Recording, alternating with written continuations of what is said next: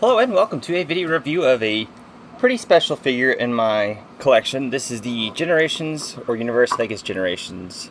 It might be Universe, Warpath. And he is a deluxe, a decent sized deluxe. You can see he is an H-Tank. Not a whole lot of robot cable going on. The silver paint actually is pretty durable. I've had this guy since new. Doesn't roll so much as it does slide, but he's been through a lot. You can also see the gun barrel on mine is tweaked a little bit. It's been like that out of the package. But nice little detailing. You got the little driver's seat window there. Got the guns, got the clip ports for the weapon clips. The only ones I have with the clip-on weapons is Skullgrin. I have no idea whatever happened to that figure. But on the side you got Zowee and Kapow. Autobot symbol on either side. If you get those references from the G1, he didn't really say them so much in the later renditions. What was cool is you got to play as him in War for Cybertron in the mission where you rescue Omega Supreme. I haven't played that game since it was new. I think he was also in the War for Cybertron Autobots DS game. I don't remember if he was or not.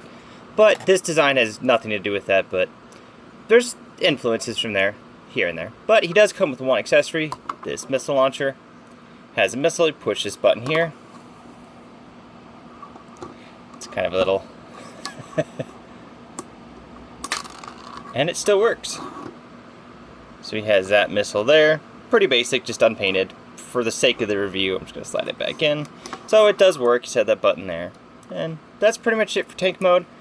We'll get him the transformation. First thing you want to do is take this piece, split it, raise that up. So you have that look going on, bring it down, unpeg it. You want to bring the treads, you want to bring them out a little bit, bring them down, rotate them, slide that up.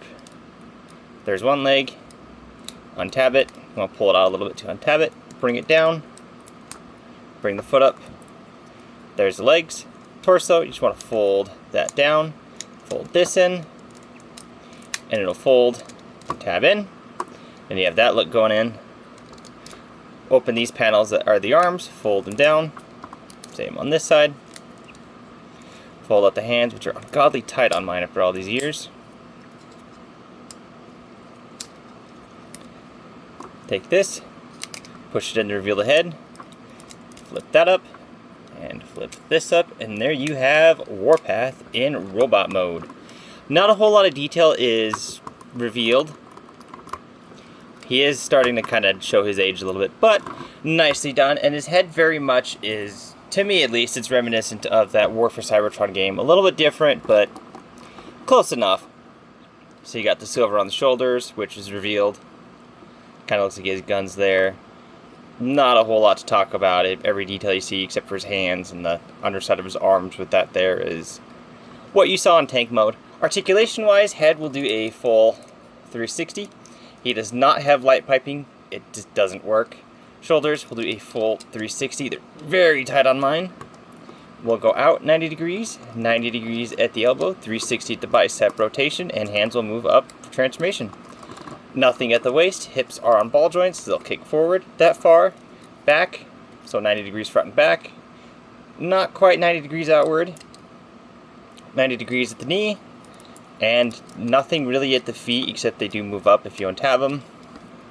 So that's pretty much it for Warpath. Again, didn't come with any weapons or anything other than what's on his shoulders. He used to tab in a lot better. He's not really tabbing in all that great anymore. For comparison, we'll bring in Reveal the Shield Cyclonus so you can see how that works. I feel like this scale kind of works. Minibot, full-size G1, whatever you want to call him, and I do love how his light piping works. His just does not. But that's going to be it for this review. I love this figure. I got him new back in 2011, 2010, somewhere around there. Pretty cool figure, not without its faults. It's very dated. He can't really hold a weapon because of the bulkiness. If you want to hold a weapon, you would have to open that up, and then it just looks weird. You could clip weapons on there, but then if they're too bulky, they get in the way of his elbows. So it's just a weird figure. A nice figure, but definitely dated. If you're going to get a Warpath, I would go with, like it was Kingdom that had the new Warpath. I would definitely go with him. I'm sure at some point they will make a retro-carded warpath like they've done with Brawn, Wheelie, Sea Spray, and Outback, Gears. I don't know if they made a Swerve yet, but they will. So that's pretty much it for this review. Let me know, guys. Let me know what you guys think of this review, and I will catch you Thursday, hopefully, with another review.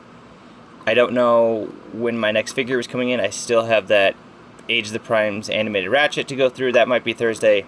Not quite sure yet, but I will catch you folks next time, and have a good one.